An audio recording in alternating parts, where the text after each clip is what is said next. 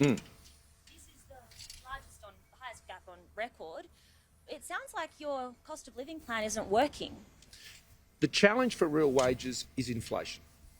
That's the challenge. Wages themselves, as you know, yesterday inched up a bit further to 2.4%. That's above the 10-year average for wage growth. That was market expectations, 2.4%. That was market expectations yesterday. And so that edged up over the 10-year average. The challenge for real wages is inflation. Okay? The inflation pressures that are coming from all around the world. In the UK, inflation has gone to 9%. In Australia, it's 5.1%. In the United States, it's 8.5%. In New Zealand, it's almost 7%. These are global pressures putting upward pressure on inflation and on interest rates. And so you're right to highlight that inflation pressures and pressures on interest rates are central issues in this election campaign. And so the issue is this: who do Australians think is going to be better able to shield Australia from those very significant pressures?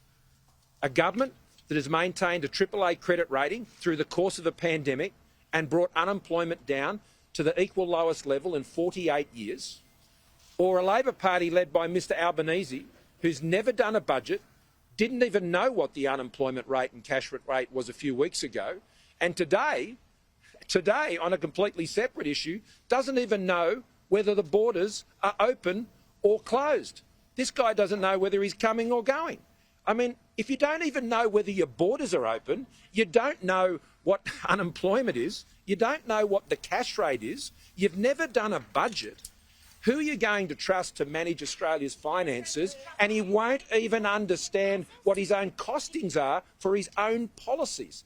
That is a huge risk for Australians. Australians have achieved a great deal over the last few years, an incredible amount. Businesses like the one with here right today invested $2.5 million on new plant and equipment in the last 12 months, backed in by the instant asset write-off, accelerated depreciation that our government put in place to back businesses just like this. That's how you grow your economy. That's how you support higher wages. That's how you support Australians deal with the cost of living pressures, by strong economic management, by managing money well.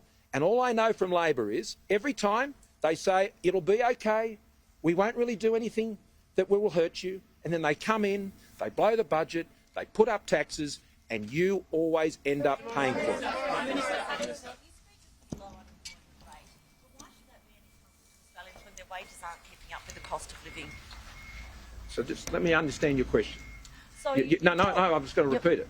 You're saying, what is the comfort of a low unemployment rate? To the average Australian, their wages are not keeping up with the cost of living, and politicians are talking about Look, the low unemployment I'm sorry, rate. but how do people how relate does that to their own getting situation? Australians in jobs and have confidence that when they leave school they can get a job, or when they do their training as an apprentice, there's a job for them there full time, and an unemployment rate which means that when banks look at the economy, they're confident to lend people money because the unemployment rate is so low, and that in an and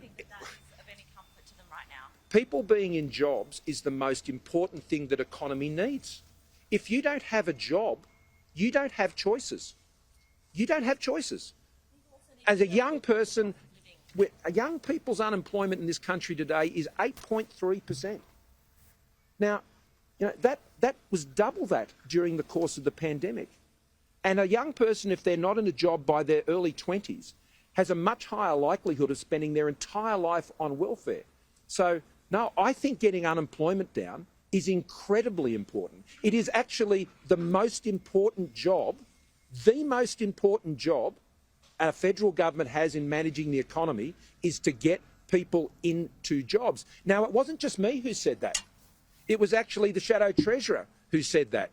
And he said that the biggest test of our government's management of the economy in the pandemic is what happens to unemployment. Now, unemployment is at a equal 48-year low. Now, the issue in terms of people being able to afford things, there are two issues there.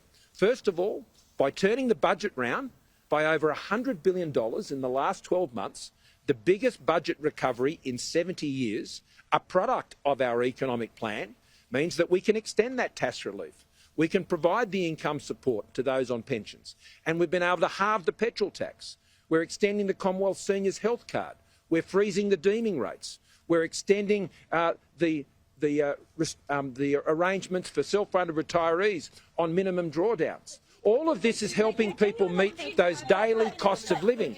The big challenge is inflation. And the inflation challenges that Australia faces are no different to any of the other countries in the world.